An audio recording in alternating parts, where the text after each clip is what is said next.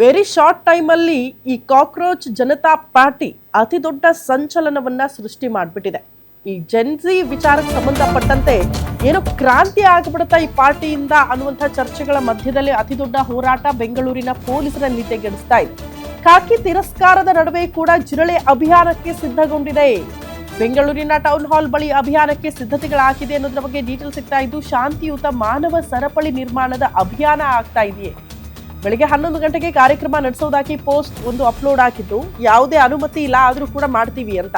ಹೀಗಾಗಿ ಅಭಿಯಾನಕ್ಕೆ ಅವಕಾಶ ಇಲ್ಲ ಅಂತ ಪೊಲೀಸರು ಹೇಳಿದ್ದಾರೆ. GBA ಕೂಡ ಹೇಳ್ಬಿಟ್ಟಿದೆ. ಆದ್ರೂ ಕೂಡ ಟೌನ್ ಹಾಲ್ ಬಳಿ ಕಾರ್ಯಕ್ರಮ ಮಾಡ್ತೀವಿ ಅಂತ ಸಿದ್ಧತೆ ಮಾಡಿಕೊಳ್ತಿದ್ದಾರೆ. ಇವತ್ತಿನ ಕಾರ್ಯಕ್ರಮದ ಮೇಲೆ ಪೊಲೀಸರು ಹದ್ದಿನ ಕಣ್ಣಿಟ್ಟಿದ್ದಾರೆ. ಅತಿ ಹೆಚ್ಚಿನ ಭದ್ರತೆ ಒದಗಿಸಿದ್ದಾರೆ. ಬೆಂಗಳೂರು ಪೊಲೀಸರ ನಿದ್ದೆಗೆಡಿಸಿರೋದು ಕಾಕ್ರೋಚ್ ಜನತಾ ಪಾರ್ಟಿ. ವಿರೋಧದ ಮಧ್ಯದಲ್ಲಿ ಅನುಮತಿ ಇಲ್ಲ ಅಂದ್ರೂ ಕೂಡ ಅಭಿಯಾನ ಮಾಡ್ತೀವಿ ಅಂತ ಹೊರಟಿದ್ದಾರೆ. ಹಾಗಾಗಿ ಪೊಲೀಸರಿಗೆ ಇದು ತಲೆನೋವಾಗ್ತಾ ಇದೆ.